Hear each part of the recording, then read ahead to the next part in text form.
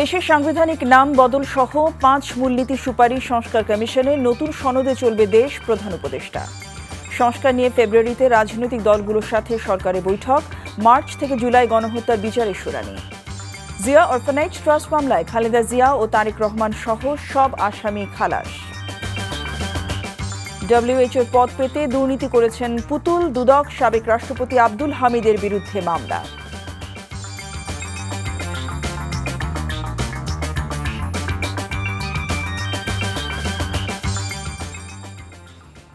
আসসালামু আলাইকুম, জসিন্তা জিনিয়া স্বাগত জানাচ্ছে এনটিভির রাতের খবরে। ক্রাউন সিমেন্ট শিরোনাম দেখছিলেন, এবার পুরো খবর।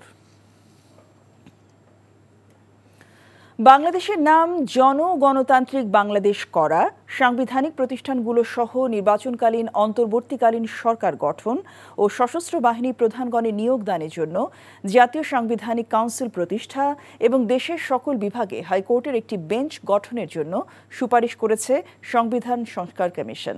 আর প্রবাসীদের ভোটাধিকার প্রদান এবং রাজনৈতিক দলগুলোর অভ্যন্তরে স্বচ্ছতা ও গণতন্ত্র আনতে সুপারিশ করেছে নির্বাচন ব্যবস্থা সংস্কার কমিশন।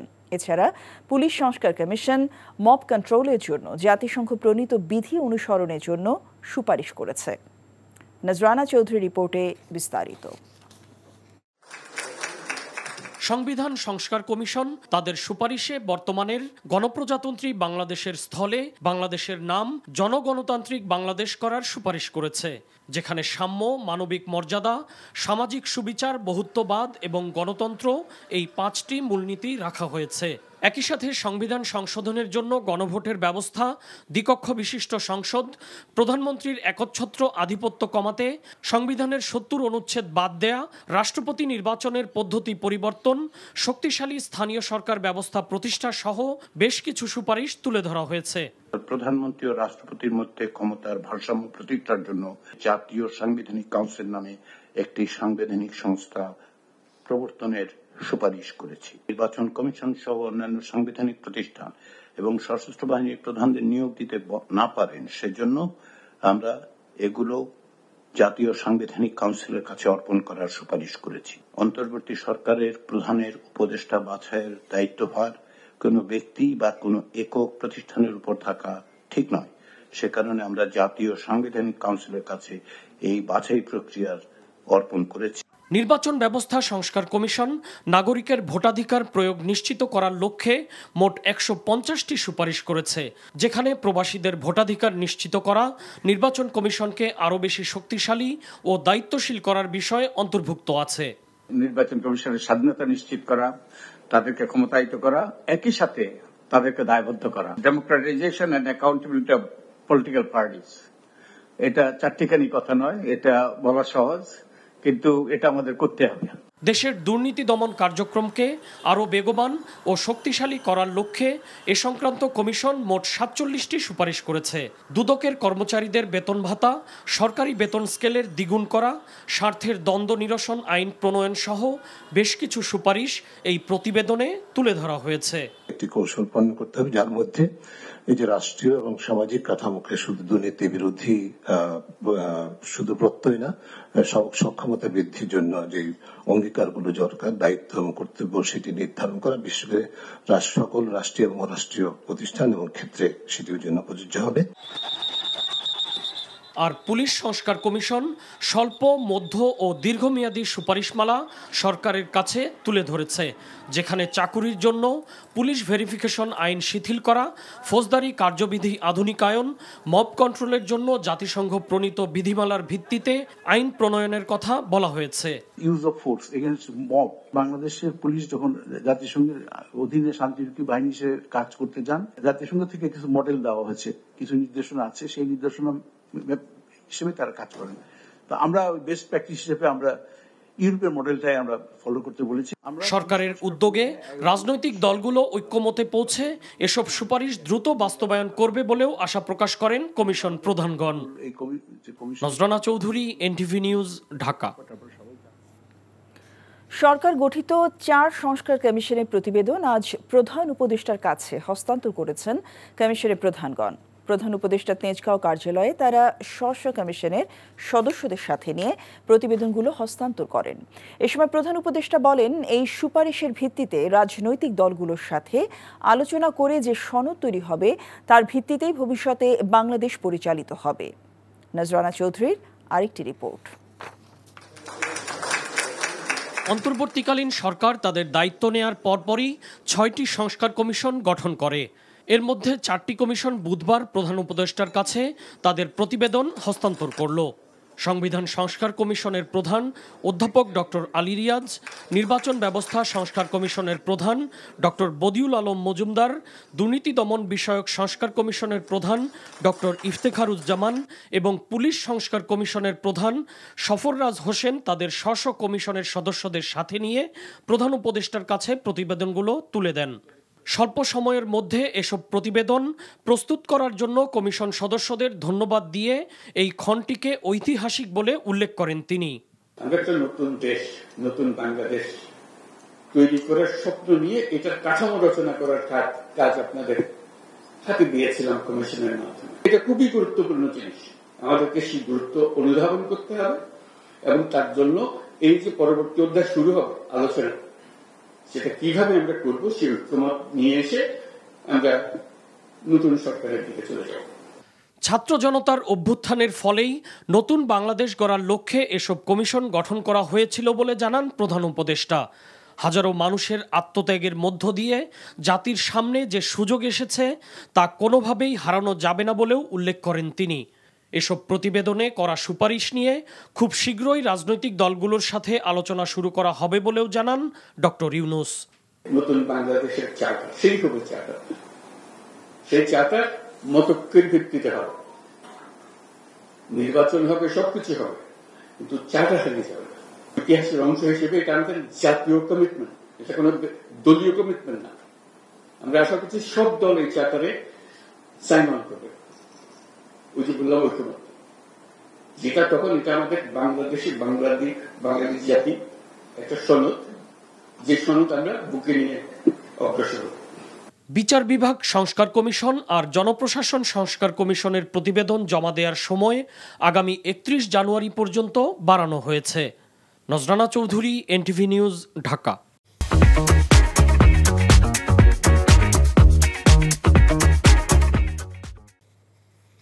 এদিকে সবগুলো সংস্কার কমিশনের প্রতিবেদন জমা দেওয়ার পর আগামী ফেব্রুয়ারি প্রথম বা দ্বিতীয় সপ্তাহে সংস্কার নিয়ে রাজনৈতিক দলগুলোর সাথে সরকার আনুষ্ঠানিকভাবে বৈঠক করবে বলে জানিয়েছেন উপদেষ্টা সৈয়দা রিজওয়ানা হাসান।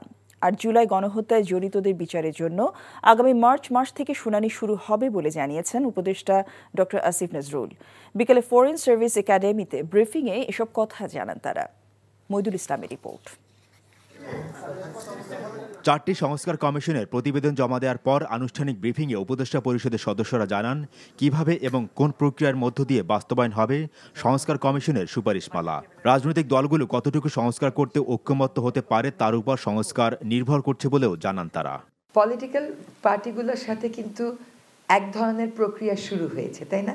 কারণ তারা তাদের লিখিত মতামত দিয়েছেন। তো কাজেই আলোচনাটা, আনুষ্ঠানিক আলোচনাটা আমার ধারণা কমিশন প্রধানরা যখন একটা পর্যায়ে চলে আসবেন ফেব্রুয়ারি মাঝামাঝি জায়গায় আনুষ্ঠানিকভাবে শুরু করে দেওয়া হবে।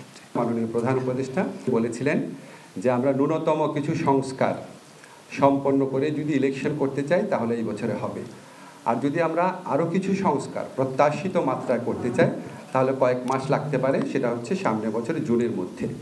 তো আমাদের সংস্কার কমিশনের প্রস্তাবের ভিত্তিতে রাজনৈতিক দলগুলোর সঙ্গে যখন আলাপ করা হবে এটাই আমরা আইডেন্টিফাই করার চেষ্টা করব যে ন্যূনতম সংস্কার কোনগুলো আছে এবং এই বিষয়ে রাজনৈতিক মতৈক্য আছে কিনা। ব্রিফিংয়ে জানানো হয় জুলাই আগস্ট নৃশংস গণহত্যার বিচার অবশ্যই হবে এবং আগামী মার্চ মাস নাগাদ আন্তর্জাতিক অপরাধ ট্রাইব্যুনালে বিচারের শুনানি শুরু হবে। আপনাদের নিশ্চিতভাবে বলতে চাই বিচারের কার্যক্রম অত্যন্ত সাবলীলভাবে চলছে। আমরা বিচারের ক্ষেত্রে মূলত গুরুত্ব দিচ্ছি ইন্টারন্যাশনাল ক্রাইম ট্রাইব্যুনালের উপর, বিকজ এই ক্রাইম ট্রাইব্যুনালের যে বিচারটা আছে এখানে রাষ্ট্রপক্ষের ইনভলভমেন্টটা বেশি, ফলে আমরা এটাকে খুব বেশি গুরুত্ব দিয়ে দেখছি এবং আমাদের যেই গতিতে এই মামলার তদন্ত কাজ এগোচ্ছে সম্ভবত আপনারা আশা করছি মার্চ থেকে শুনানি শুরু হয়েছে এটা দেখতে পারবেন এবং আমাদের আশা আছে, এগেইন এটা বিচারালয়ের বিষয়, আমাদের আশা আছে, আমাদের বিশ্বাস আছে, আমরা যে গতিতে এগোচ্ছি ইনশাআল্লাহ সামনে নির্বাচনের আগে আমরা অন্তত ট্রায়াল কোর্টে বিচার কাজ সম্পন্ন করতে পারবো। গণহত্যার দায়ে কোনো রাজনৈতিক দলকে নিষিদ্ধ করা হবে কিনা এমন প্রশ্নের জবাবে সরকারের অবস্থান ব্যক্ত করেন উপদেষ্টারা। সরকারি পক্ষ থেকে বিচার হচ্ছে, কাউকে টার্গেট করে বিচার হচ্ছে না, একটা স্বচ্ছ প্রক্রিয়ার মাধ্যমে বিচার হচ্ছে। আপনারা ভিডিও দিচ্ছেন, আমরা ভিডিও জোগাড় করছি, দেখা যাচ্ছে এমন বিষয় ধরে বিচার হচ্ছে। কাজে আমরা যেহেতু কোনো রাজনৈতিক দলকে নিষিদ্ধ করিনি, রাজনীতিতে কোন দল কোন অবস্থানে কিভাবে থাকবে সেই সিদ্ধান্ত সেই রাজনৈতিক দল নেবে, এটা অন্তর্বর্তীকালীন সরকারের উপর নির্ভর করছে না। সুষ্ঠুভাবে বিচার হওয়ার পর আমরা এই গণহত্যা, মানবতা বিরোধী অপরাধের সাথে দল সংশ্লিষ্টতার বিষয়ে আমরা যেই ধরনের রায় পাবো সেটার আলোকে বহু সিদ্ধান্ত গ্রহণ করার সময় এবং সুযোগ আমরা পাবো। Moidul Islam, NTV news, Dhaka. Zia orphanage trust দুর্নীতি মামলায় বিএনপি চেয়ারপারসন বেগম খালেদা জিয়া ও তারেক রহমান সহ 6 আসামির সবাইকে খালাস দিয়েছে আপিল বিভাগ। প্রধান বিচারপতি ডক্টর সৈয়দ রেফাত আহমেদের নেতৃত্বাধীন আপিল বিভাগের পূর্ণাঙ্গ বেঞ্চ আজ এ রায় দেন। রায় প্রতিক্রিয়ায় আসামিপক্ষের আইনজীবীরা বলেন, বেগম জিয়া পরিবার এবং বিএনপির রাজনীতিকে ধ্বংস করতেই পরিকল্পিতভাবে মিথ্যা মামলা করে সাজা দেওয়া হয়েছিল, যা আজ প্রমাণিত হয়েছে। রিপোর্টে আরও জানাচ্ছেন হাসান জাভেদ। জিয়া অরফানেজ ট্রাস্ট দুর্নীতি মামলায় 10 বছরের সাজার রায়ের বিরুদ্ধে আপিল করেছিলেন বিএনপি চেয়ারপারসন বেগম খালেদা জিয়া। শুনানি শেষে চূড়ান্ত রায়ের জন্য দিন ধার্য ছিল। বুধবার সকালে রায় ঘোষণা করে আপিল বিভাগ। রায়ে বলা হয়েছে, প্রতিহিংসার বশবর্তী হয়ে এ মামলা করা হয়েছিল। যেহেতু দুর্নীতির কোনো ঘটনা ঘটেনি, তাই বেগম জিয়া ও তারেক রহমান সহ সব আসামিকে খালাস দেয় আদালত। ফ্যাসিস্ট সরকার যা বলতো সেভাবেই এই জাজমেন্ট হতো এবং বেগম খালেদা জিয়া এবং অন্যান্যদের বিরুদ্ধে সেই রকম জাজমেন্টই এখানে হয়েছে। জাজমেন্টে প্রথমেই বলেছে যে অ্যাপিল ইজ অ্যালাউড। নিম্ন আদালতের যে রায় দেওয়া হয়েছে, হাইকোর্ট যে রায় দেওয়া হয়েছে, সেগুলোকে বাতিল করে দেওয়া হলো। এবং আরও বলেছেন যে এই মামলায় যারা আপিল করতে পারেন নাই, জনাব তারেক রহমান সহ সকলকেই তিনি খালাস দিয়েছেন। রায়ের পর আসামি পক্ষের আইনজীবীরা তাদের প্রতিক্রিয়ায় বলেন, ন্যায় বিচার প্রতিষ্ঠিত হয়েছে। প্রতিহিংসা পরায়ণ হয়ে যে এই সাজা দেওয়া হয়েছিল তা প্রমাণিত হয়েছে আপিল বিভাগের রায়ের মাধ্যমে। আদালতের মাধ্যমে প্রমাণিত হলো দেশনেত্রী বেগম খালেদা জিয়া ইনোসেন্ট এবং সর্বোচ্চ আদালত বলেছেন ফাউন্ড নট গিলটি। এবং এই মামলায় যে সামাজিকভাবে দেশনেত্রী বেগম খালেদা জিয়া সহ অপর আসামিদেরকে লেবেল করা হয়েছিল, সেই ব্যাপারেও আদালত অ্যাড্রেস করেছেন। পূর্ণাঙ্গ জাজমেন্ট পেলে আমরা বুঝব। আজকের জাজমেন্টে প্রমাণিত হয়েছে শেখ হাসিনা ওয়াজেদ তার ব্যক্তিগত রাজনৈতিক উচ্চাভিলাষ এবং ফ্যাসিজমকে প্রলং করার জন্য দেশনেত্রী বেগম খালেদা জিয়া, জনাব তারেক রহমান সাহেব সহ অপর আসামিদেরকে এইখানে অন্তর্ভুক্ত করেছিলেন। 2018 সালের 18 ফেব্রুয়ারি জিয়া অরফানেজ ট্রাস্ট দুর্নীতি মামলায় খালেদা জিয়াকে 5 বছরের কারাদণ্ড দেয় বিচারিক আদালত। একই সঙ্গে এ মামলার অন্য 5 আসামির প্রত্যেককে 10 বছর করে সশ্রম কারাদণ্ড দেওয়া হয়। সেদিনই বেগম জিয়াকে কারাগারে নেওয়া হয়। পরে হাইকোর্ট বেগম খালেদা জিয়ার সাজা 5 বছর থেকে বাড়িয়ে 10 বছর করে। সর্বোচ্চ আদালতের রায়ে বলা হয়েছে, জিয়া অরফানেজ ট্রাস্টে কোনো দুর্নীতির ঘটনাই ঘটেনি। তাহলে বিএনপি চেয়ারপারসন বেগম খালেদা জিয়া এবং তারেক রহমান সহ অন্য আসামিদের কোন প্রেক্ষাপটে, কোন বিবেচনায় সাজা দেওয়া হয়েছিল, সেই প্রশ্ন ছিল আসামি পক্ষের আইনজীবীদের। রাজনৈতিক উদ্দেশ্যে আর যাতে কোনো মানুষকে হয়রানির শিকার হতে না হয় এবং সাজা খাটতে না হয়, সেই প্রত্যাশাই সর্বসাধারণের। Hasan Javed, NTV news, Bangladesh supreme court, Dhaka. July গণ অভ্যুত্থানে পুলিশ ও আনসার সহ আইনশৃঙ্খলা রক্ষাকারী বাহিনীর যেসব সদস্যের বিরুদ্ধে গুলি চালানোর অভিযোগ রয়েছে। ভিডিও ফুটেজ দেখে তাদের গ্রেফতারের চেষ্টা চলছে বলে জানিয়েছেন স্বরাষ্ট্র উপদেষ্টা অবসরপ্রাপ্ত লেফটেন্যান্ট জেনারেল জাহাঙ্গীর আলম চৌধুরী। জড়িতরা যারা পালিয়ে বেড়াচ্ছে তাদেরকে ধরতে বিভিন্ন সংস্থা কাজ করছে বলেও জানান তিনি। সকালে খিলগাঁওয়ে আনসার ও ভিডিপি সদর দপ্তর পরিদর্শনে গিয়ে এ কথা বলেন তিনি। উপদেষ্টা জানান 1 লাখেরও বেশি তরুণকে আনসারে যুক্ত করার উদ্যোগ নিয়েছে সরকার। তিনি বলেন, নির্বাচন সহ দেশের গুরুত্বপূর্ণ ইস্যুতে 60 লাখেরও বেশি আনসার কাজ করে যাচ্ছে। যাদের ধরেন ওই ফুটেজ আছে আছে তাদের কিন্তু ধরার চেষ্টা করা হচ্ছে। ডেইলি কিন্তু তাদের 2-1 করে ধরা পড়তেছে। যে আসে না কেন সবারই কিন্তু আইনের আওতায় আনা হবে। এখন অনেক সময় বলেন যে সব তো একদিনে ধরা যাবে না, এরা তো বিভিন্ন জায়গায় লুকে আছে, আস্তে আস্তে এগুলো থেকে বের করে ধরা হবে। ইনকোয়ারি হওয়ার পরে যদি যেটা হচ্ছে তাকেও কাউকেই কিন্তু ছাড় দেওয়া হবে না, পুলিশেরও কিন্তু ধরা হচ্ছে। আপনারা সেদিন দেখলেন যে ধরার ভিতরে একটা আবার পালায়ও গেল, একই ধরা হয়েছে, আবার ধরার থেকে কিন্তু পালায়ও গেছে। যে ধরা হচ্ছে না এটা আপনারা বলেন না, ধরা হচ্ছে, বাট ইনভেস্টিগেশনের পরে ধরা হচ্ছে। দুর্নীতির মাধ্যমে সাইমা ওয়াজেদ পুতুলের বিশ্ব স্বাস্থ্য সংস্থার দায়িত্ব পাওয়ার বিষয়ে গোয়েন্দা রিপোর্টের সত্যতা মিলেছে বলে জানিয়েছে দুদক। দুপুরে রাজধানী সেগুনবাগিচা দুদক কার্যালয়ে সাংবাদিকদের এই তথ্য দেন সংস্থাটির মহাপরিচালক মোহাম্মদ আক্তার হোসেন। এ সময় তিনি বলেন, অবৈধ সম্পদ অর্জনের অভিযোগে ব্রিটিশ সাবেক মন্ত্রী টিউলিপ সিদ্দিকের বাবা, বোন, চাচা সহ পরিবারের 6 সদস্যের বিরুদ্ধে অনুসন্ধান শুরু হয়েছে। এদিকে চটপটির দোকান ও 2টি রেস্টুরেন্টের বিপরীতে 234 কোটি টাকা ঋণ দিয়েছে ফার্স্ট সিকিউরিটি ইসলামী ব্যাংক। এ দুর্নীতির সাথে এস আলম ও তার ছেলে জড়িত বলেও জানান তিনি। জনাব সাইমা ওয়াজেদ পুতুল নানাবিধ দুর্নীতির মাধ্যমে বিশ্ব স্বাস্থ্য সংস্থার আঞ্চলিক পরিচালক পদে নিয়োগ পান। সাবেক প্রধানমন্ত্রী শেখ হাসিনা তার মেয়ে সাইমা ওয়াজেদ পুতুলকে দক্ষিণ পূর্ব এশিয়ার আঞ্চলিক পরিচালক হওয়ার যোগ্যতা না থাকা সত্ত্বেও WHO এর আঞ্চলিক পরিচালক বানাতে তার ক্ষমতার অনৈতিকভাবে ব্যবহার করেছিলেন মর্মে অভিযোগ রয়েছে। এই প্রেক্ষিতে গোয়েন্দা তথ্য অনুসন্ধানে অভিযোগের প্রাথমিক সত্যতা পাওয়ায় এই বিষয়ে অনুসন্ধানের সিদ্ধান্ত গৃহীত হয়েছে। কিশোরগঞ্জে ছাত্র জনতার আন্দোলনে হামলা ও গুলির অভিযোগে এবার সাবেক রাষ্ট্রপতি আব্দুল হামিদের বিরুদ্ধে মামলা হয়েছে। এই মামলায় শেখ হাসিনা, শেখ রেহানা সহ 124 জনের নাম রয়েছে। কিশোরগঞ্জ সদর মডেল থানার ভারপ্রাপ্ত কর্মকর্তা আব্দুল্লাহ আল মামুন মামলার সত্যতা নিশ্চিত করেছেন। তিনি জানান, গতরাতে তহমুল ইসলাম নামে এক ব্যক্তি কিশোরগঞ্জ থানায় মামলাটি দায়ের করেন। মামলার এজাহারে উল্লেখ করা হয়েছে, স্বৈরশাসক শেখ হাসিনার বিরুদ্ধে সংগঠিত ছাত্র জনতার গড়ে ওঠা ঐক্য আন্দোলন দমন করতে আসামিরা সারা দেশে গণহত্যার পরিকল্পনা করেন। গত বছরের 4 অগস্ট জেলা শহরের স্টেশন রোড এলাকায় ছাত্র জনতার মিছিলে আসামিদের নির্দেশে হামলা চালানো হয়। হামলাকারীরা আগ্নেয়াস্ত্র দিয়ে গুলি চালিয়ে মামলার বাদী সহ সাক্ষীদের আহত করেন। এছাড়া আসামিরা গ্রেনেড, ককটেল ও বোমা নিক্ষেপ করে এলাকায় ত্রাস সৃষ্টি করেন।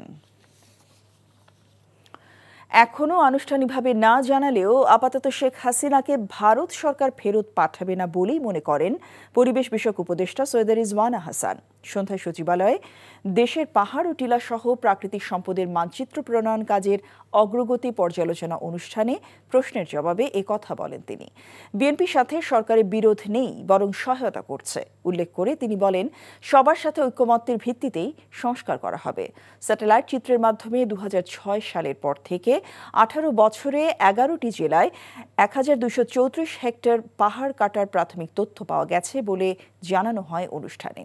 এখন থেকে উন্নয়নের জন্য পাহাড় কাটা যাবে না বলে জানান পরিবেশ উপদেষ্টা। বলেন, ঢাকার 19টি খাল উদ্ধারে বাজেট সহ কর্মপরিকল্পনা চূড়ান্ত করা হয়েছে। হওয়া পর্যন্ত যাদেরকে এগুলোর ব্যাপারে অভিযুক্ত করা হয় তাদের সাথে রাজনৈতিক আলোচনার স্পেস কতটুকু, it is still a big question mark. হ্যাঁ, তো সেটা হচ্ছে জাতীয় পার্টির ব্যাপারে আমার ব্যাখ্যা। দ্বিতীয় হচ্ছে শেখ হাসিনাকে ফিরিয়ে আনার ব্যাপারে যে চিঠিটা দেয়া হয়েছে সেটা আমরা যেটুকু বিভিন্ন মাধ্যমে বুঝেছি যে এখনো পর্যন্ত ভারতের অবস্থান হয়তো বা যে তাকে ফিরিয়ে দেওয়া হবে না, কিন্তু আনুষ্ঠানিক উত্তর যদি আমরা পাই বা যখন আমরা পাই তখন সেটা নিশ্চয়ই আপনারা জানতে পারবেন।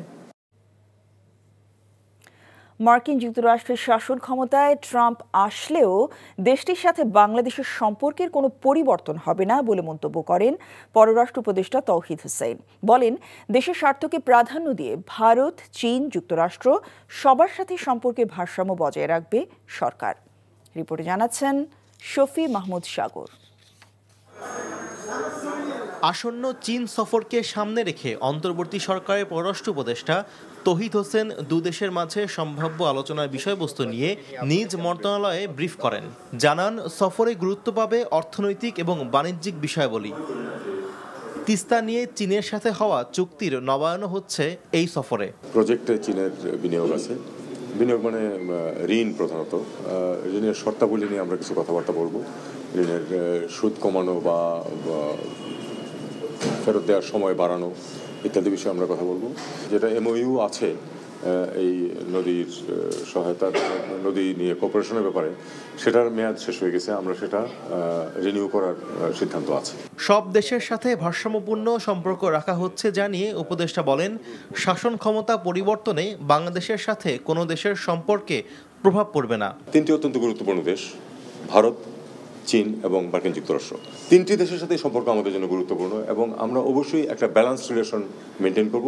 আমরা কাউকেই অসন্তুষ্ট করতে চাই না, কিন্তু আমাদের নিজেদের স্বার্থ রক্ষা করে আমরা তাদের সাথে ভালো সম্পর্ক বজায় রাখি। মার্কিন যুক্তরাষ্ট্রের সরকার পরিবর্তনের কারণে বাংলাদেশের সাথে সম্পর্ক কোনো হোঁচট খাবে, আমি মনে করি যেটা স্মুথলি চলবে। চীনের পররাষ্ট্রমন্ত্রীর আমন্ত্রণে আগামী 20 জানুয়ারি চীন সফরে যাচ্ছেন পররাষ্ট্র উপদেষ্টা। 25 তারিখ তার দেশে ফেরার কথা রয়েছে। শফি মাহমুদ সাগর, এনটিভি নিউজ, ঢাকা।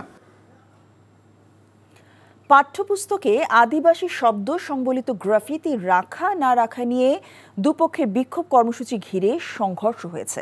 এতে সাংবাদিক সহ আহত হয়েছেন 8 জন। দুপুরে রাজধানী মতিঝিলে জাতীয় শিক্ষাক্রম ও পাঠ্যপুস্তক বোর্ড ভবনের সামনে এ ঘটনা ঘটে।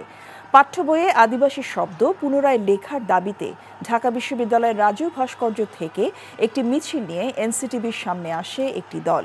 এ সময় স্টুডেন্ট মুভমেন্ট ফর সভেরেইনটি নামের আরেকটি সংগঠন সেখানে গেলে দুই পক্ষের মধ্যে সংঘর্ষ হয়।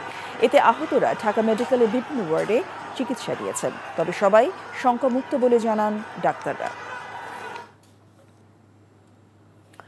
দুর্নীতি ও অনিয়মের অভিযোগে তীব্র সমালোচনার মুখে সদ্য পদত্যাগী টিউলিপ সিদ্দিককে শুধু মন্ত্রীর পদ থেকে নয়, বরং এমপির পদ থেকেও সরিয়ে বিচারের দাবি জানিয়েছে যুক্তরাজ্য বিএনপি।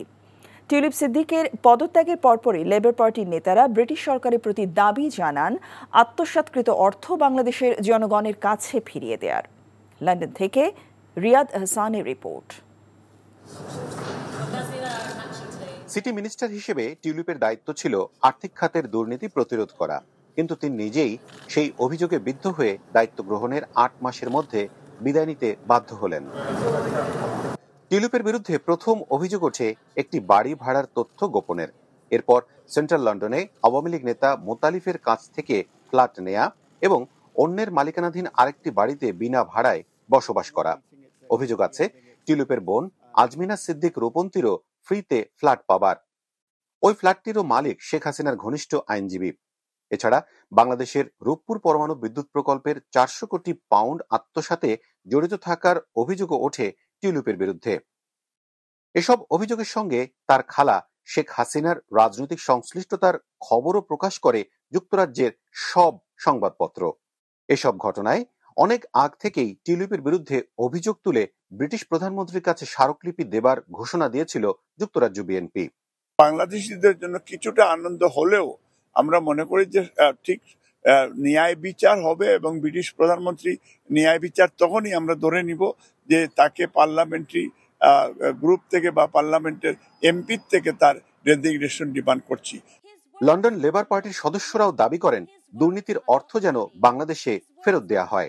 আমাদের দাবি এটাই থাকবে, আমাদের বাংলাদেশের জনগণের টাকাগুলা ওরা দুর্নীতি করে হাজার হাজার বিলিয়ন ডলার এদেশে পাচার করছে, এখানে বাড়িটারিও কিনছে সালমান খানের ছেলে সহ। আমরা কিন্তু আমাদের আগামীতে দাবি থাকবে যাহাতে ফেরত বাংলাদেশের দেওয়া যায়। টিউলিপ ইস্যুতে যুক্তরাজ্য আওয়ামী লীগের একাধিক নেতার বক্তব্য চাওয়া হলেও তারা এটিকে আওয়ামী লীগের বিষয় নয় বলে এড়িয়ে যান। সারা বিশ্ববাসী যে নেতিবাচকভাবে বাংলাদেশকে চিনল বা জানল, তাতে বাংলাদেশি হিসেবে সবাই কিছুটা হলেও অস্বস্তিতে ভুগছেন। রিয়াদ হাসান, লন্ডন, যুক্তরাজ্য।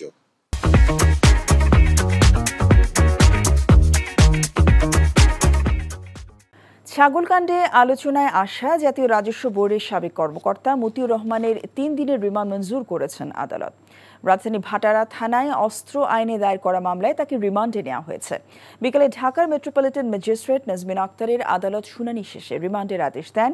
এর আগে দুদকের রিকুইজিশনে গোয়েন্দা পুলিশ মতিউর রহমানকে গ্রেফতারে অভিযান চালায়। আসামির অবস্থান শনাক্ত করে বুধবার ভোর রাতে রাজধানী বসুন্ধরা আবাসিক এলাকায় মতিউর রহমানের বাসায় যান ডিবির কর্মকর্তারা। এ সময় তাকে জিজ্ঞাসাবাদ করা হয়। জিজ্ঞাসাবাদে নিজের কাছে অস্ত্র থাকার কথা স্বীকার করেন মতিউর রহমান। মতিউর রহমানের সঙ্গে তার স্ত্রী লায়লা কানিজকেও গ্রেফতার করা হয়েছে। দুদকের মামলায় তাকে কারাগারে পাঠানো হয়েছে। আগামী 19 জানুয়ারি তার 7 দিনের রিমান্ড আবেদনের ওপর শুনানি হবে। অবৈধ অস্ত্র রাখার দায়ে তার বিরুদ্ধে মামলা করা হয়েছে এবং যে গুলিটা হারিয়ে গেছে বা সে দেখাতে পারে নাই, এই গুলিটা কোথায় ব্যবহার করা হয়েছে সেটি পরীক্ষা করার জন্য, তথ্য উদ্ঘাটন করার জন্য তদন্তকারী কর্মকর্তা সেখানে 10 দিনের রিমান্ড প্রার্থনা করেন। উভয় পক্ষের বক্তব্য শোনার পর বিজ্ঞ আদালত 3 দিনের রিমান্ড মঞ্জুর করে তাকে তদন্তকারী কর্মকর্তার নিকট অধিকতর জিজ্ঞাসাবাদ করার জন্য হস্তান্তর করেন। শিক্ষার্থীদের মধ্য থেকেই ডাকসুর সভাপতি ভোটের মাধ্যমে নির্বাচিত হওয়ার প্রস্তাব সহ ডাকসু সংস্কারে 18 দফা দাবি পেশ করেছে জাতীয়তাবাদী ছাত্রদল ঢাকা বিশ্ববিদ্যালয় শাখা। বিকেলে সংস্কার প্রস্তাবের খসড়া কপি বিশ্ববিদ্যালয়ের রেজিস্ট্রার বরাবর জমা দেয় তারা। পরে টিএসসিতে সংবাদ সম্মেলনে ছাত্রদলের ঢাবি শাখার সভাপতি গণেশ চন্দ্র রায় সাংবাদিকদের জানান, বিভিন্ন ছাত্র সংগঠনের দেয়া সংস্কার প্রস্তাব সমন্বয় করে যত দ্রুত সম্ভব ডাকসু নির্বাচনের জন্য বিশ্ববিদ্যালয় প্রশাসনকে অনুরোধ জানিয়েছেন তারা। একই সঙ্গে নির্বাচনের আগে বিদ্যমান সিন্ডিকেট ভেঙে দেওয়ারও দাবি জানিয়েছেন তারা। এছাড়া শিক্ষার্থীদের ভোটাধিকার নিশ্চিতে আবাসিক হলের পরিবর্তে একাডেমিক ভবনকে ভোট কেন্দ্র হিসেবে ঘোষণার পাশাপাশি সংবাদ সম্মেলনে বিভিন্ন সংস্কার প্রস্তাব তুলে ধরেন। ফেসিবাদের 15.5 বছরের সময়ে বিভিন্নভাবে গেস্ট রুম, গণরুম, কালচার জোর জুলুম করে মিছিল মিটিংয়ে নিয়ে দেওয়া, অনেকে ত্যক্ত বিরক্ত হল ছেড়ে দিয়েছিল। 5 আগস্ট পরবর্তী সময় একটা পরিবেশ বিরাজমান। কিছু শিক্ষার্থী, অধিকাংশ শিক্ষার্থী হলে উঠেছে এবং যারা আগে হলে ছিল তারা তাদের মতামত প্রকাশ করার একটা পরিবেশ পেয়েছে। ছাত্রদল বিশ্বাস করে ঢাকা বিশ্ববিদ্যালয় ক্যাম্পাস বাংলাদেশের কোনো বিচ্ছিন্ন দ্বীপ না। ঢাকা বিশ্ববিদ্যালয় ক্যাম্পাসে একটি সুন্দর সংস্কার করে ডাকসু নির্বাচন হওয়া উচিত। বান্দরবানের লামায় অস্ত্রের মুখে অপহরণের 19 ঘণ্টা পর 7 শ্রমিককে উদ্ধার করেছে যৌথ বাহিনী। সন্ধ্যায় লামার পাহাড়ের বমুখাল এলাকা থেকে সুস্থ অবস্থায় তাদের উদ্ধার করা হয়। যৌথ বাহিনীর অভিযান টের পেয়ে আগেই পালিয়ে যায় অপহরণকারীরা। আইনশৃঙ্খলা বাহিনী ও স্থানীয়রা জানায়, ভোরে লামা উপজেলার সরই ইউনিয়নের লুলাইং খালের পার্শ্ববর্তী এলাকায় খেতে কাজ করতে যায় চকরিয়া ও মানিকপুরের শ্রমিকরা। পাহাড়ের অস্ত্রধারী একদল সন্ত্রাসী হানা দিয়ে অস্ত্রের মুখে 7 শ্রমিককে অপহরণ করে নিয়ে যায়। পরে তাদের পরিবারের কাছে 5 লাখ টাকা মুক্তিপণ দাবি করে অপহরণকারীরা। খবর পেয়ে অভিযান শুরু করে যৌথ বাহিনী। ঠাকুরগাঁওয়ের বালিয়াডাঙ্গি উপজেলার বেউরঝাড়ি সীমান্ত থেকে এক বাংলাদেশিকে ধরে নিয়ে গেছে বিএসএফ। বিজিবি জানায়, গতরাতে সীমান্তে শূন্য রেখা অতিক্রম করে ভারতের ভিতরে প্রবেশের চেষ্টা করলে ওই বাংলাদেশিকে আটক করে নিয়ে যায় বিএসএফ। আটক বাংলাদেশিকে ফেরত আনার জন্য বিএসএফের সঙ্গে যোগাযোগ করা হচ্ছে বলে জানান বিজিবির অধিনায়ক। এছাড়া বিএসএফ জানায়, আটককৃত বাংলাদেশি নাগরিককে ভারতের গোয়ালপুকুর থানায় হস্তান্তরের কার্যক্রম প্রক্রিয়াধীন। বিজিবি জানায়, আটক ব্যক্তি শেখ আলিমুল রহমানের বাড়ি খুলনায়। তাবলিগ জামাতের উভয় পক্ষের বৈষম্য নিরসন ও চলমান সংকট স্থায়ীভাবে সমাধানের দাবি জানিয়েছে সচেতন ছাত্র সমাজ। সকালে প্রেস ক্লাবে এক সংবাদ সম্মেলনে ছাত্ররা বলেন, অভ্যন্তরীণ কোন্দলে মানুষের প্রাণ হারালেও এখনও পর্যন্ত সমস্যা সমাধানে সরকারের কোনো উদ্যোগ দেখা যায়নি। তাই অনতিবিলম্বে এর সমাধানের দাবি জানান তারা। এ সময় কাকরাইল মসজিদ ইজতেমা ময়দান নিয়ন্ত্রণে বৈষম্য হচ্ছে বলে অভিযোগ করেন তারা। বলেন, দ্রুত বৈষম্য দূর করতে না পারলে কঠোর কর্মসূচি দেবে ছাত্র সমাজ। দেশের সাম্প্রদায়িক শৃঙ্খলা বজায় রাখতে উভয় পক্ষকে একে অপরের বিরুদ্ধে উস্কানিমূলক বক্তব্য থেকে বিরত থাকার আহ্বান জানান তারা। ঠাকুরগাঁয়ে দীর্ঘদিন পর স্কুলের সহপাঠীদের কাছে পেয়ে আনন্দ উচ্ছ্বাসে মাতলেন বিএনপি মহাসচিব মির্জা ফখরুল ইসলাম আলমগীর। দুপুরে সদর উপজেলা জগন্নাথপুর ইউনিয়নের পল্লী বিদ্যুৎ এলাকায় হিমাগার চত্বরে বন্ধুদের আয়োজনে মিলন মেলায় যোগ দেন মির্জা ফখরুল। এ সময় তিনি ফেলে আসা দিনের কথা স্মরণ করে আবেগাপ্লুত হয়ে পড়েন। বলেন, শৈশব কৈশোরের বন্ধুদের সঙ্গে একত্রিত হয়ে যেন নতুন জীবন শক্তি ফিরে পান। বিশ্বকবি রবীন্দ্রনাথ ঠাকুরের নির্ঝরের স্বপ্নভঙ্গ কবিতা আবৃত্তি করে শোনান বাল্যবন্ধুদের।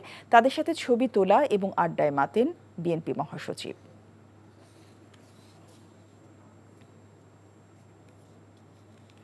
রাজধানী বিএএফ শাহীন কলেজে শিক্ষার্থীদের অংশগ্রহণে বার্ষিক ক্রীড়া প্রতিযোগিতা আয়োজনের সমাপনী অনুষ্ঠিত হয় আজ সকালে। কলেজের মাঠে 52তম আন্তঃহাউস বার্ষিক ক্রীড়া প্রতিযোগিতা 2025 আয়োজিত হয়।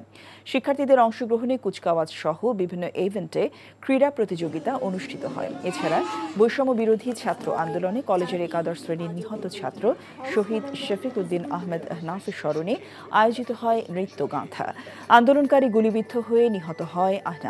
উপস্থিত ছিলেন শহীদের পিতামাতা। প্রধান অতিথি হিসেবে উপস্থিত ছিলেন বাংলাদেশ বিমান বাহিনীর সহকারী প্রধান পরিচালক air vice marshal ASM Fakhrul Islam সহ বিমান বাহিনীর ঊর্ধ্বতন কর্মকর্তাবৃন্দ, কলেজ অধ্যক্ষ, সরকারি কর্মকর্তাবৃন্দ, শিক্ষক, ছাত্রছাত্রী ও অভিভাবকগণ।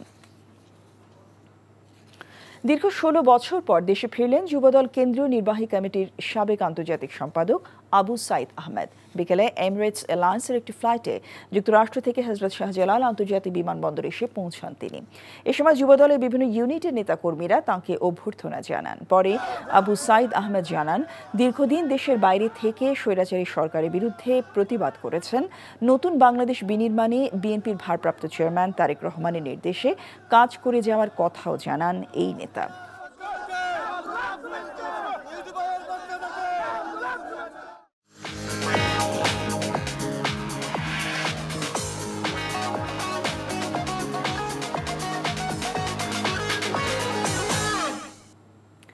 নগদ নিবেদিত অর্থনীতির খবর। প্রবাসীদের জন্য নন রেজিডেন্ট টাকা অ্যাকাউন্ট NITA ব্যবহারের সুবিধা বাড়ালো বাংলাদেশ ব্যাংক। বিদেশ থেকে অনলাইন ট্রান্সফারের মাধ্যমে সহজে তারা রেমিটেন্সের অর্থ পাঠাতে পারবেন। এছাড়া টাকা জমা ও উত্তোলনের কোনো সীমা থাকছে না। এর ফলে প্রবাসী বাংলাদেশিরা সহজেই দেশের ব্যাংকিং ব্যবস্থায় যুক্ত হতে পারবেন। বাংলাদেশ ব্যাংকের বৈদেশিক মুদ্রানীতি বিভাগ একটি প্রজ্ঞাপনে জানিয়েছে, NITA পরিচালনাকারী ব্যাংকগুলো কোনো বাড়তি আনুষ্ঠানিকতা ছাড়াই এখন থেকে প্রবাসীদের চেক, ইলেকট্রনিক বা অনলাইনে লেনদেনের সুবিধা দিতে পারবে। তবে এসব অ্যাকাউন্ট থেকে কোনো ধরনের প্রতারণামূলক লেনদেন যেন না হয় তা নিশ্চিতে অর্থ জমা ও উত্তোলনের ক্ষেত্রে ব্যাংকগুলোকে সতর্ক থাকার আহ্বান জানিয়েছে বাংলাদেশ ব্যাংক। দেশের স্বাস্থ্য খাতে বিভিন্ন উদ্ভাবনী পণ্য ও স্বাস্থ্যসেবা প্রদানের মাধ্যমে SMC অর্জন করেছে অসামান্য সাফল্য। প্রতিষ্ঠানটির 50 বছর পূর্তি উপলক্ষে সপ্তাহব্যাপী কর্মসূচির উদ্বোধন করা হয় আজ। রাজধানী বনানীতে SMC প্রধান কার্যালয়ে এই অনুষ্ঠানের আয়োজন করা হয়। আয়োজনে SMC ও SMC এন্টারপ্রাইজ লিমিটেডের চেয়ারম্যান জনাব ওয়ালিউল ইসলাম বলেন, SMC ও স্যালাইন দেশ জুড়ে সহজলভ্য করেছে, ফলে ডায়রিয়াজনিত মৃত্যুর হার কমেছে। বর্তমানে SMC মা, শিশু, কিশোরী এবং পরিবারের অন্যান্য সদস্যদের জন্য বিভিন্ন স্বাস্থ্য ও পুষ্টি কার্যক্রম বাস্তবায়ন করছে। অনুষ্ঠানে উপস্থিত ছিলেন SMC ব্যবস্থাপনা পরিচালক ও প্রধান নির্বাহী কর্মকর্তা তসলিম উদ্দিন খান, ব্যবস্থাপনা পরিচালক সাইফ নাসির এবং SMC ও SMC এন্টারপ্রাইজ লিমিটেডের ঊর্ধ্বতন কর্মকর্তাবৃন্দ।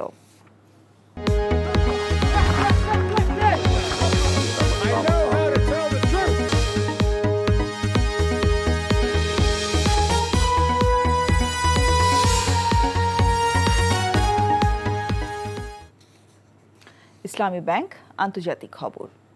যুক্তরাজ্যের অর্থনৈতিক বিষয়ক মন্ত্রীর পদ থেকে সরে দাঁড়ানো শেখ হাসিনার ভাগ্নি এবং শেখ রেহানার কন্যা টিউলিপ সিদ্দিক ইস্যুতে উত্তপ্ত ব্রিটিশ পার্লামেন্ট।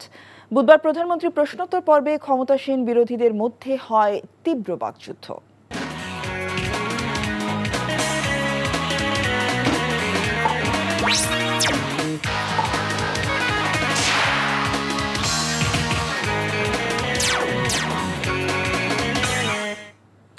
ইস্পাহানি প্রিমিয়াম টি খেলার খবর। গঠনতন্ত্রে ক্লাব কাউন্সিলর ও পরিচালকদের সংখ্যা 1/3 কমিয়ে আনার প্রতিবাদে বিসিবিকে যে সময়সীমা বেঁধে দিয়েছে ক্লাবগুলো, সে বিষয়ে কিছুই জানেন না বিসিবি সভাপতি। জিয়া ক্রিকেট টুর্নামেন্টের উদ্বোধন অনুষ্ঠানে কাছাকাছি থাকলেও ফারুক আহমেদকে ক্লাবগুলোর আলটিমেটামের কথা জানাতে পারেননি ঢাকা ক্রিকেট ক্লাব সমিতির আহ্বায়ক রফিকুল ইসলাম বাবু। মমিনুর রিপনের রিপোর্ট।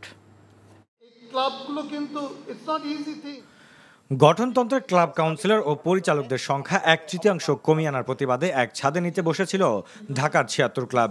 মঙ্গলবারের এই সভা থেকেই সংশোধিত খসড়া গঠনতন্ত্রের আহ্বায়ক নাজমুল আবেদিন ফাহিমের পদত্যাগ দাবি করেন ক্লাব প্রতিনিধিরা। তাদের দাবি না মানলে রোববার থেকে সব ধরনের ক্লাব ক্রিকেট প্রতিযোগিতা বন্ধ করার ঘোষণাও দেওয়া হয়। তবে এ বিষয়ে কিছুই জানেন না বিসিবির সভাপতি। জিয়া ক্রিকেট টুর্নামেন্টের উদ্বোধনকালে ক্যামেরার সামনে কথা না বললেও ফারুক আহমেদ জানিয়েছেন তার কাছে কোনো খসড়া প্রস্তাব আসেনি। এমনকি নাজমুল আবেদিন ফাহিমের পদত্যাগের দাবি কিংবা ক্লাবগুলোর মাঠে না নামার আলটিমেটাম কোনো সংবাদই তার কাছে পৌঁছায়নি। অথচ উদ্বোধনী অনুষ্ঠানের পুরো সময়ে বোর্ড সভাপতির কাছাকাছি ছিলেন ঢাকা ক্রিকেট ক্লাব সমিতির আহ্বায়ক। আমরা বোর্ড প্রেসিডেন্টকে এটা বলেছি যে আমাদের এই ব্যাপারে আপনার সাথে কথা আছে। উনি হয়তো আজকে চিটাগাং যাবে, দুদিন পরে আসলে আমরা শনিবার বা রবিবার ওনার সাথে দেখা করে আমাদের এই একটা স্মারকলিপি ওনাকে প্রদান করা হবে এবং ওই পর্যন্ত আমাদের সকল খেলা লিগের বিরত থাকবো আমরা এই খেলা থেকে। এর প্রেক্ষিতে বিকেলে একটি 5 তারকা হোটেলে বৈঠক করেছে বিসিবির গঠনতন্ত্র সংশোধন committee. Mominur Ripon, NTV news, Dhaka.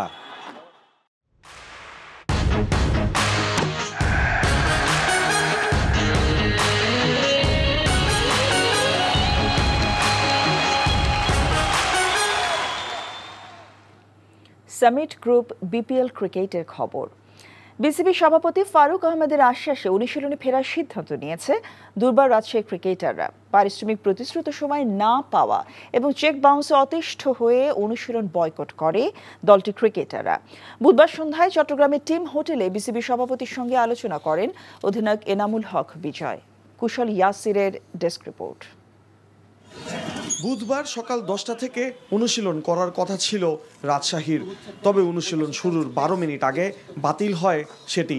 হঠাৎ কেন অনুশীলন বাতিল হলো সে কারণটি খুঁজতে গিয়ে জানা গেছে পারিশ্রমিক বকেয়া থাকায় অনুশীলন বয়কট করেছেন ক্রিকেটাররা।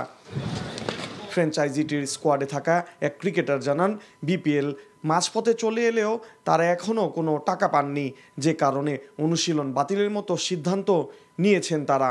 শুক্রবার নাগাদ টাকা না পেলে খেলবেন না ম্যাচও। এদিকে রাজশাহী টিম ম্যানেজমেন্টের সঙ্গে যোগাযোগ করা হলেও তারা কোনো পরিষ্কার বক্তব্য দেননি। যদিও ম্যানেজমেন্টের তরফে আচমকা অনুশীলন পণ্ড হওয়ার ব্যাখ্যায় বিশ্রামের কথা বলা হয়েছে। রাজশাহীর টিম ম্যানেজমেন্টের সঙ্গে একাধিকবার যোগাযোগ করা হলেও তারা পরস্পর বিরোধী বক্তব্যে দিন পার করেছেন। সন্ধ্যায় সভাপতি ফারুক আহমেদ সহ বিসিবির পরিচালকরা আলোচনা করেন রাজশাহীর ক্রিকেটারদের সঙ্গে। এতে আশ্বস্ত হয়ে মাঠে নামার সিদ্ধান্ত নিয়েছেন ক্রিকেটাররা। প্রেসিডেন্ট মহোদয় কথা বলেছেন ক্যাপ্টেন এবং আদার্স কয়েকজনের সাথে। আমার মনে হয় সেটিও ভালো একটা সমাধানের পথে। মালিক পক্ষরা কোথায় আছে? মালিক পক্ষ আছেন, উনি আসবেন কালকে, মোস্টলি কালকে জয়েন করবেন টিমের সাথে। হোপফুলি একটা সুন্দর সমাধান আমরা আশা করি। ভালো একটা পজিটিভ ভাইবস সব পক্ষের সাথে কথা বলে এগোচ্ছে এবং তারা কালকে মাঠে প্র্যাকটিসও যাবে। সূচি অনুযায়ী শুক্রবার রাজশাহীর প্রতিপক্ষ সিলেট সিক্সার্স। কুশল ইয়াসির, এনটিভি স্পোর্টস ডেস্ক। খবর শেষ করছি, তবে যাবার আগে ক্রাউন সিমেন্ট শিরোনামগুলো আরেকবার।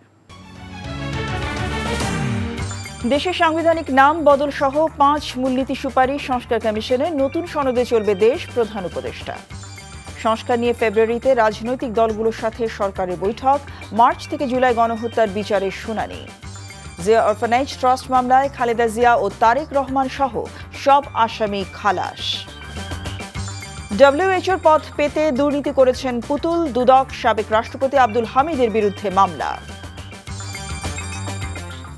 এই ছিল রাতের খবরে। এই খবরের ভিডিও সহ আপডেট জানতে ভিজিট করুন এনটিভি অনলাইন www.ntvbd.com। এছাড়াও এনটিভি জনপ্রিয় সব অনুষ্ঠান ও খবরের আপডেট জানতে ভিজিট করুন আমাদের ইউটিউব ভেরিফাইড ফেসবুক পেজ। রাত 1টায় মধ্যরাতের খবর দেখার আমন্ত্রণ রইল। সবাইকে ধন্যবাদ। শুভরাত্রি।